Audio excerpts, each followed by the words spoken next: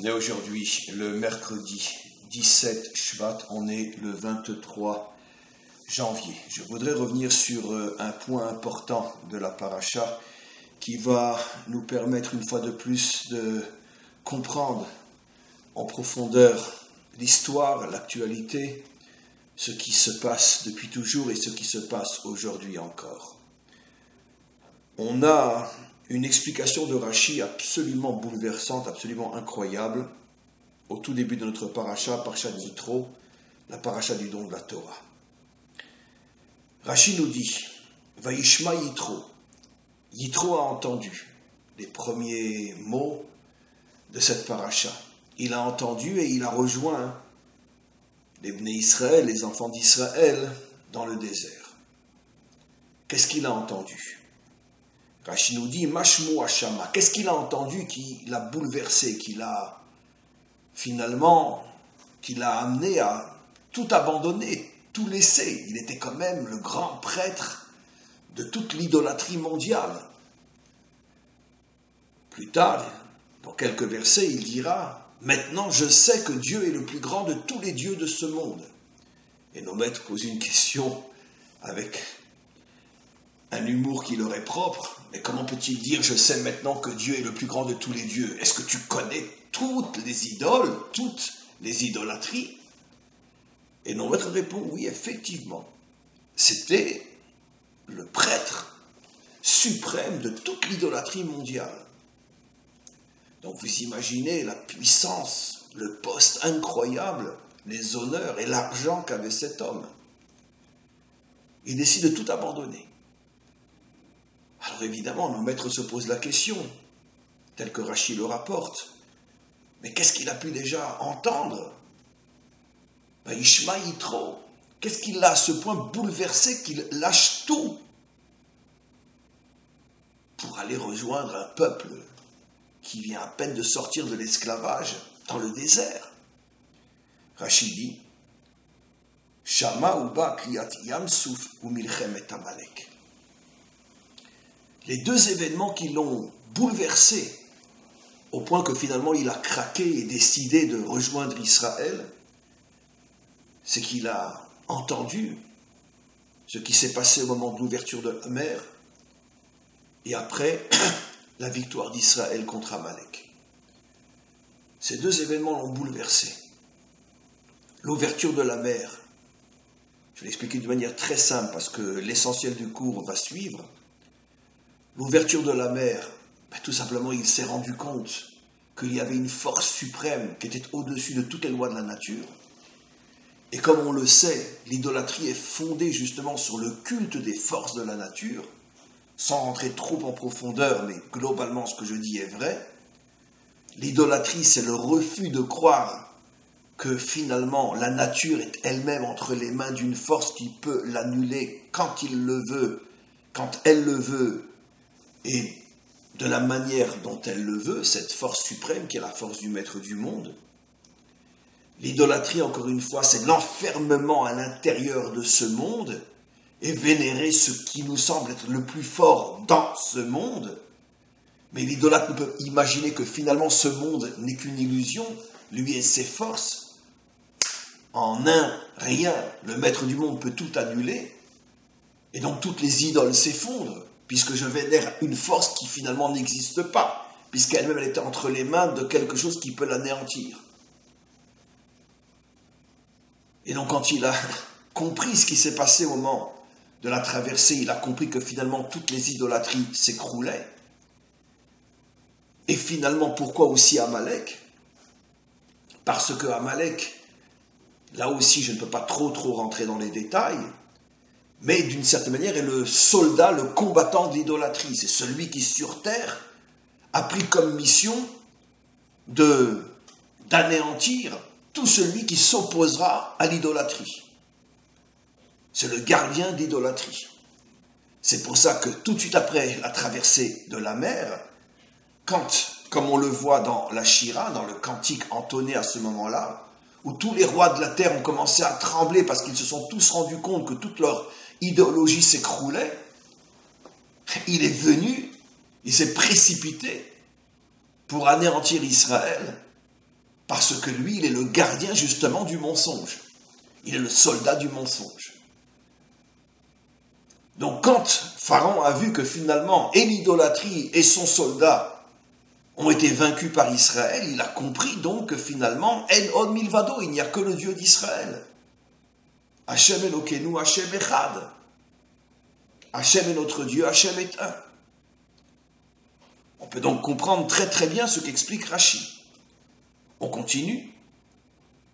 Le verset dit, il a donc entendu la traversée de la mer, la guerre contre Amalek, et kol asher asa Elohim le Moshe ou l'Israël amo.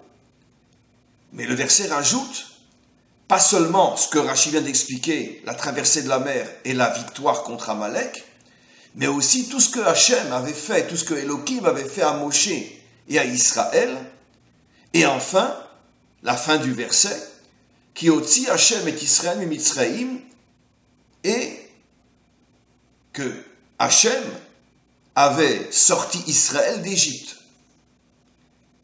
Alors, il y a bien sûr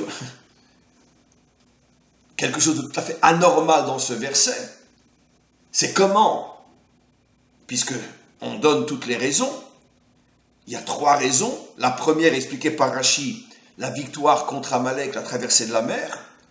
La deuxième, qu'on n'a pas encore expliquée, on va le voir dans Rashi, tout ce que Elohim avait fait à Israël et à Moshe. Et enfin, que Hachem nous a sortis d'Égypte. Il y a une anomalie dans le verset. Parce que Hachem nous a sortis d'Égypte aurait dû être en premier dans le verset. Parce que la traversée de la mer, la guerre contre Amalek, c'est après qu'Israël soit sorti d'Égypte. Il y a une anomalie énorme dans ce verset que nos maîtres ne peuvent pas ne pas remarquer et qui montre bien que ce verset cache un message absolument incroyable. Pourquoi ce qui aurait dû être dit au début du verset est dit à la fin? On va le comprendre bien sûr, grâce à nos maîtres. Voyons d'abord ce que Rashi explique au niveau de la deuxième raison qui a amené Yitro, ce que Hachem avait fait à Israël. Rashi dit, Beyeridat Aman, le fait qu'il a entendu que ce peuple-là était nourri dans le désert d'une manière miraculeuse, la manne, une nourriture céleste qui nourrit l'homme sur terre, ou Béber, comment un peuple de plusieurs millions de personnes, hommes, femmes, enfants, vieillards, peuvent-ils boire dans le désert? Et là, il a entendu le miracle de l'eau qui sortait du rocher. Donc ça aussi, ça l'a bouleversé complètement. Mais comment c'est possible? Comment qu'un peuple peut-il arriver à survivre dans le désert? Que mange-t-il? Que boit-il? Et la réponse, un pain céleste et de l'eau qui sort d'un rocher. Là encore, il a une preuve inimaginable de la puissance inimaginable de ce Dieu un qui est au-dessus de toutes les lois de la nature, et ce Dieu un qui est la preuve bouleversante de l'annulation totale de toute forme de force intermédiaire dans ce monde, puisque finalement ce monde n'existe pas. Il n'est que ce que le maître du monde veut en faire. Et s'il décide de sortir de l'eau d'un rocher, ben il sort l'eau d'un rocher. Ce qui veut dire que toute notre compréhension du monde est complètement fausse. Et donc toute notre vénération des forces de ce monde est complètement fausse. Car finalement rien n'existe vraiment tel que nous le comprenons. Et enfin, Ki otzi Hachem et Amo et Mitzraïm, que Hachem a sorti son peuple d'Égypte, Rashi dit, pourquoi cette troisième raison est dite à la fin du verset? C'est une anomalie, puisque la manne et l'eau qui sort du rocher, et la traversée de la mer, et la vue d'Amalek, sont tous des événements qui sont venus après la sortie d'Égypte. Donc on aurait dû d'abord parler de la sortie d'Égypte. Rashi nous dit, il y a un principe fondamental que l'on connaît, tous ceux qui étudient connaissent, Acharon, Acharon, Chaviv, lorsqu'un verset énumère différentes choses, différents événements, celui qui est cité à la fin du verset est le plus important de tous. Acharon, Acharon, Chaviv, traduction, ce qui est dit le plus tard est la chose la plus importante. C'est ce que dit Rashi. Zugdola al-Kulam. Pourquoi dit Rashi? La Torah nous parle de la sortie d'Égypte après tous les autres événements qui ont eu lieu après la sortie d'Égypte. C'est pour nous faire comprendre que la sortie d'Égypte est le miracle le plus grand. Et là, bien évidemment, Rashi nous laisse à genoux, comme d'habitude, comme savent le faire les maîtres d'Israël, avec un amour et une ironie uniques au monde, il nous dévoile des enseignements qui sont... Je ne peux même plus parler. Et essaye de les comprendre. Parce que la question est évidente. Quoi? Sortir Israël d'Égypte, Gadol Mikulam, dit Rashi, c'est l'événement le plus grand qui dépasse tous les autres qui ont été cités par Rashi lui-même. Sortir Israël d'Égypte, c'est plus grand que d'ouvrir la mer. C'est plus grand que de vaincre Amalek. C'est plus grand que de nourrir un peuple pendant 40 ans dans le désert en faisant descendre une sorte de je ne sais pas quoi, de je ne sais où. C'est plus grand que de sortir de l'eau d'un rocher pendant 40 ans, de l'eau qui est suffisante pour nourrir des millions de personnes pendant 40 ans dans le désert. Non mais, on se fiche de nous, quoi. Le phénomène le plus bouleversant, le plus grand de tous, c'est qu'Israël est sorti d'Égypte. Pourquoi je ris? Parce que c'est fou. Oui. C'est plus difficile d'ouvrir la mer que de sortir un juif de l'exil. Oui, oui, absolument. Oui. Ben oui. Ben oui. C'est plus difficile de sortir de l'eau d'un rocher que de demander à un juif bien installé en exil de quitter sa terre paradisiaque et de venir s'installer sur sa véritable terre. Oui, c'est plus difficile. C'est d'une simplicité profonde, bouleversante. Le message est bouleversant. Le message est fou. Oui, je me répète pour la 3e fois. C'est plus difficile de mettre fin à l'exil que d'ouvrir la mer et de la traverser. Oui. Mais comment c'est possible? D'abord, regardons les faits. Regardons les faits. 80% des enfants d'Israël ont refusé de sortir. Et comme j'ai déjà expliqué de nombreuses fois, les 80% qui ne sont pas sortis sont justement ceux qui n'étaient pas esclaves, qui avaient racheté leur esclavage parce qu'ils avaient les moyens de le faire et donc payé un tribut à Pharaon qui remplissait les caisses de l'État et donc travaillaient normalement dans tous les métiers juifs classiques depuis toujours lorsqu'il n'y a pas d'oppression qui empêche les juifs de travailler. Donc ils étaient médecins, ils étaient avocats, ils étaient hommes d'affaires, ils avaient des professions libérales, ils vivaient bien. Donc quand Moshe est venu leur dire allez, on s'en va. Il lui dit, non mais il est fou celui-là, on s'en va où? Ben on s'en va en terre promise. Non mais ça va pas, non mais c'est impossible, c'est pas bon pour les affaires. On va pas partir, c'est impossible. C'est impossible. 80% ne sont pas partis. Et les 20% qui sont partis sont ceux qui n'avaient rien à perdre, parce que c'était justement les esclaves qui étaient pauvres. Et parce qu'ils étaient pauvres, n'ont pas pu payer un tribut qui a racheté leur propre personne, et c'est eux qui sont partis travailler sur les chantiers. Voilà ce que nos maîtres nous expliquent depuis des millénaires. Mais l'incroyable est que même eux qui n'avaient rien à perdre, n'ont pas cessé pendant 40 ans de dire « je veux revoir ma Normandie ». À chaque petit problème dans le désert, la seule chose qu'ils avaient à dire, c'est « on veut retourner en Égypte ».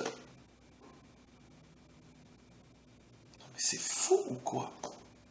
Vous étiez esclave en Égypte et vous voulez retourner en Égypte? Je m'excuse, je fais un saut incroyable dans l'histoire. Quelle est l'une des villes et des endroits les plus prisés aujourd'hui par de très très très nombreux juifs, c'est Berlin. Et surtout les Israéliens adorent Berlin. Une ville ouverte, moderne, où apparemment c'est beaucoup plus facile d'y vivre que dans de nombreux autres endroits, et surtout plus facile de vivre à Berlin qu'à Tel Aviv, parce que un loyer à Tel Aviv coûte beaucoup beaucoup plus cher que le loyer d'une maison à Neuilly. Le loyer d'un 120 mètres carrés à Tel Aviv est plus cher qu'une maison individuelle à Neuilly, ou dans le 16e, oui. Tout le monde le sait. Et pratiquement pareil à Jérusalem. Ben oui. Et donc vous payez des sommes incroyables pour vivre dans un appartement correct à Tel Aviv ou Jérusalem, et en plus quand vous travaillez, apparemment vous gagnez beaucoup moins que le même salaire et le même travail en France. Donc je paye beaucoup plus et je gagne beaucoup moins. Donc allez, on s'en va. Mais le PLS, c'est que beaucoup d'Israéliens qui s'en vont ont choisi, depuis des années déjà, vérifié, de s'installer à Berlin. À Berlin. À Berlin. À Berlin. Wow. À Berlin. Et attention, il y a une vie juive extraordinaire à Berlin. Il y a même des Lubavitch qui s'y sont installés, qui ont ouvert des bêtes rabats, des écoles, il y a de la cacheroute, il y a tout ce que tu veux à Berlin aujourd'hui. Ah non, il fait vraiment très bon vivre à Berlin, hein. C'est mieux qu'à Jérusalem, hein. Franchement. Il y a plein de religieux aussi à Berlin. Oui, non, c'est un endroit très bien. Et puis d'ailleurs partout dans le monde, c'est très bien.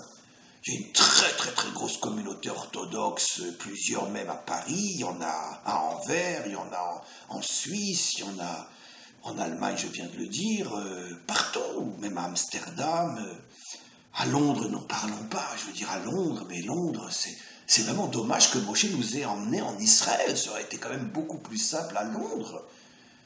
Mais la religiosité et surtout l'argent à Londres, d'ailleurs ça va toujours ensemble, c'est extraordinaire. Extraordinaire. Oh, j'ai oublié l'essentiel. L'Amérique, bien sûr. Mais enfin, franchement, Manhattan, Brooklyn, Los Angeles, Miami. Mais quand même, c'est fabuleux l'exil. C'est fabuleux. Fabuleux. Il y a 4000 ans, la Torah nous dit, pour le maître du monde, ouvrir la mer est plus facile que de sortir son peuple de l'exil. C'est fou, c'est bouleversant, c'est incroyable, mais c'est tristement et malheureusement et profondément bouleversant de voir que c'est vrai jusqu'à aujourd'hui. Alors évidemment, aujourd'hui, des millions sont déjà revenus sur leur terre, bien évidemment.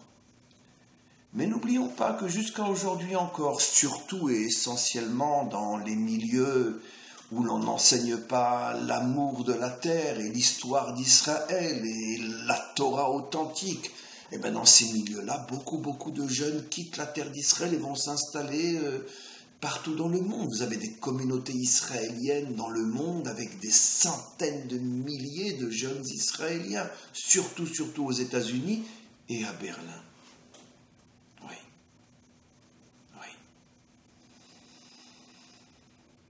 Donc finalement, rien n'a vraiment changé dans le fond.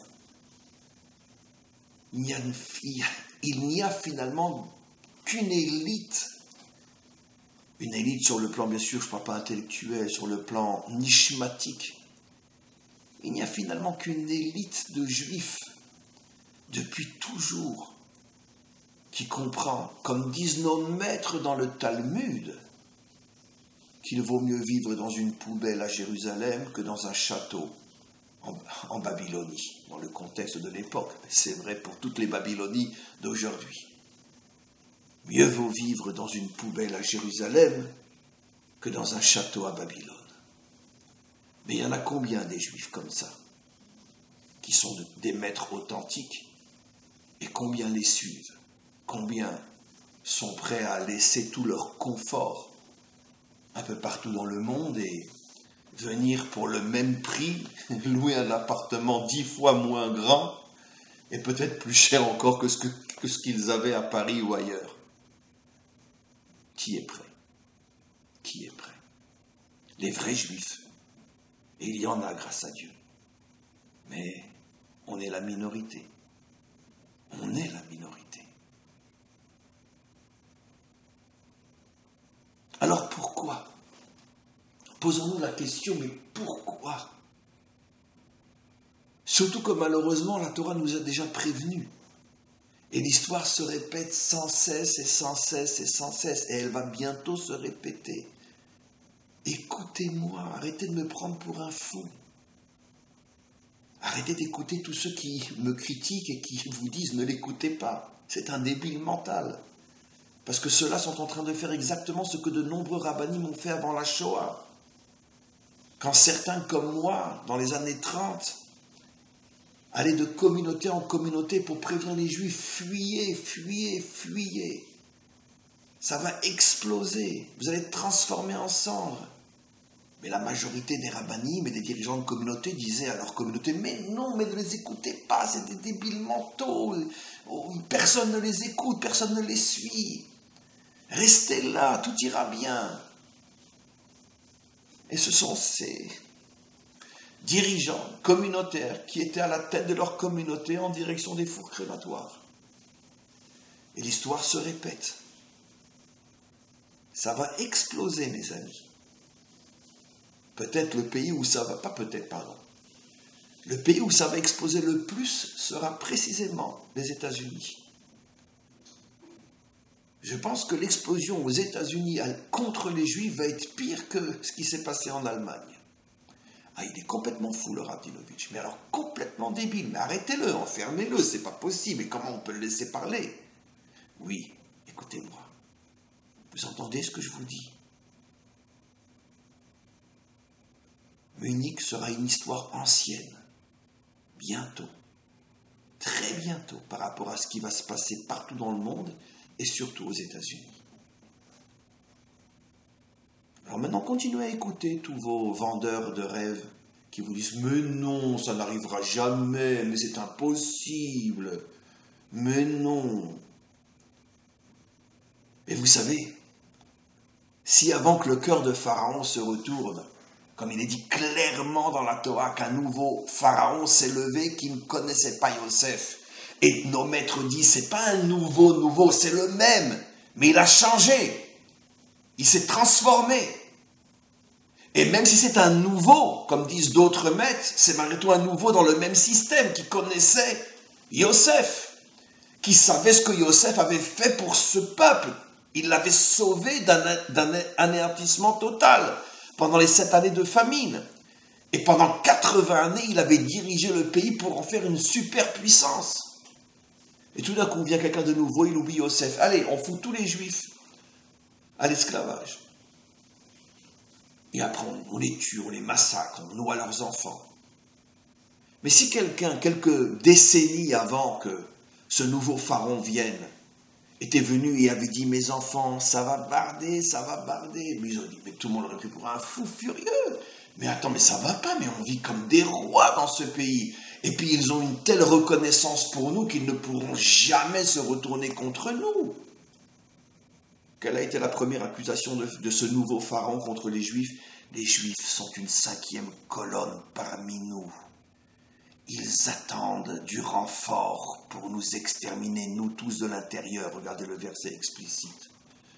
Attends, les Juifs viennent de passer des décennies à aider la construction de l'Égypte. Et maintenant, ils sont traités d'être traîtres qui veulent détruire l'Égypte. Oui, mais avec les Juifs, ça marche toujours, de toute façon. Évidemment. L'affaire Dreyfus et tout le reste. Évidemment. Évidemment. C'est ce qu'on voit aujourd'hui d'une certaine manière aussi en France. La grande majorité des gilets jaunes sont des gens extraordinaires, des gens bien et des gens que je respecte et véritablement, des fois, ça réveille un petit peu ma sensibilité française à me dire « Waouh, les Français, c'est vraiment des mecs ». Mais d'un autre côté, vous devez savoir, les gilets jaunes, que vous êtes infiltrés par des centaines, peut-être un jour des milliers de salopards qui sont en train de détourner l'attention du vrai problème vers les Juifs. C'est la faute aux Juifs. On voit de plus en plus de vidéos circuler sur le net où finalement le vrai coupable c'est les Juifs, comme d'habitude, bien évidemment. Et moi je vous considère comme des gens bien, les gilets jaunes. Alors pourquoi vous ne faites rien pour aller mettre aux toilettes et tirer la chasse sur toute cette saloperie qui est en train de vous pourrir de l'intérieur? Pourquoi vous ne faites rien? Je finis par me poser la question si finalement, vous n'êtes pas tout à fait contre. Parce qu'il faut bien trouver un coupable. Et puis les Juifs, ça a toujours marché. C'est facile d'accuser les Juifs, ça marche. C'est les Juifs qui ont empoisonné les puits pendant le Moyen-Âge, vous ne le saviez pas. Quoi, vous ne saviez pas que les Juifs faisaient des matzot en Russie en égorgeant des enfants chrétiens et en mélangeant leur sang avec la matzah? Le seul peuple au monde qui jusqu'à aujourd'hui interdit de manger du sang et qui demande à ce que l'on sale la viande pendant 1 heure pour être sûr que la dernière goutte de sang est sortie de la viande. Mais nous, on prenait du sang et on le mélangeait à la matzah. Ça marche. Plus c'est con et plus ça marche avec les Juifs. C'est les Juifs qui ont tué Dieu. Quoi, vous savez pas qu'ils ont tué Dieu? Oui, la crucifixion était une méthode juive de tuer. Non, c'était pas romain. Non, les Romains n'ont jamais crucifié. Non. Non, c'est les Juifs. Oui, c'est marqué dans leur Torah, tu crucifieras. Oui. Alors que les Romains ont inventé la crucifixion, ont crucifié des millions de personnes. Mais non, mais c'est les Juifs, c'est sûr. Et puis en plus, c'était le Fils de Dieu. Oui. Ah non, absolument. Oui, il nous l'a dit, c'était le Fils de Dieu. Oui, absolument. Mais les Juifs sont les premiers au monde et jusqu'à aujourd'hui à ne parler que du Dieu un. C'est eux qui ont apporté Dieu au monde, dans ce monde barbare, païen et idolâtre, mais les Juifs ont tué Dieu. Non, mais ça marche. Cherche le mensonge le plus incroyable avec les Juifs, ça marche.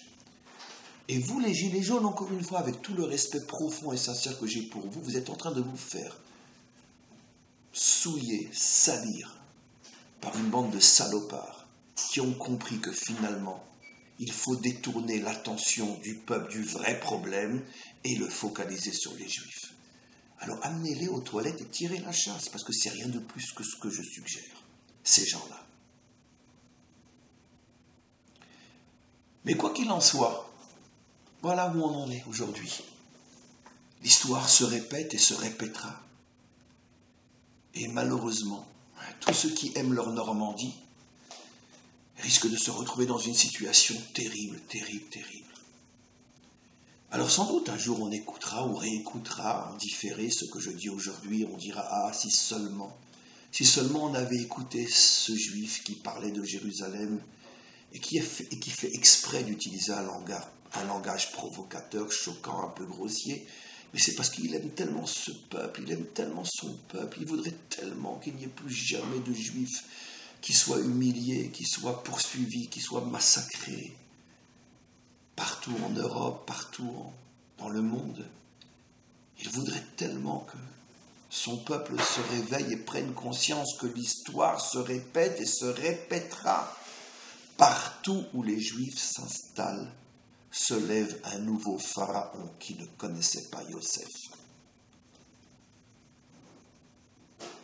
Alors, effectivement, je n'ai pas vraiment répondu à la question, mais alors qu'est-ce qui se passe? Qu'est-ce qui fait que finalement Rachi ose nous dire que c'est plus dur de sortir Israël de l'exil que d'ouvrir la mer? Mais pourquoi?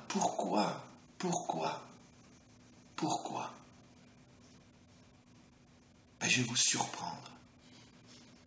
Je terminerai cette courte intervention, extrêmement longue en qualité et peut-être courte en quantité. Et Je le fais exprès parce que je veux que le message soit concentré et condensé. Je vais vous surprendre en vous disant que, en tous les cas aujourd'hui, je n'ai pas de réponse. Je n'ai pas envie d'apporter une réponse. J'en sais rien. C'est comme ça. C'est fou. Ça fait des millénaires que ça dure. Des millénaires. Où à chaque fois que les Juifs se sont installés quelque part et s'y sont sentis bien, est tombée sur leur tête une catastrophe. Il n'y a pas une exception à la règle, et il n'y en aura pas. Et plus les Juifs se trouvaient dans un endroit où ils vivaient extrêmement bien, et plus l'horreur a été extrêmement horrible. Alors écoutez-moi pas, peu importe. Mais en tout cas, on vous attend tous ici, avant qu'il ne soit trop tard. À bientôt.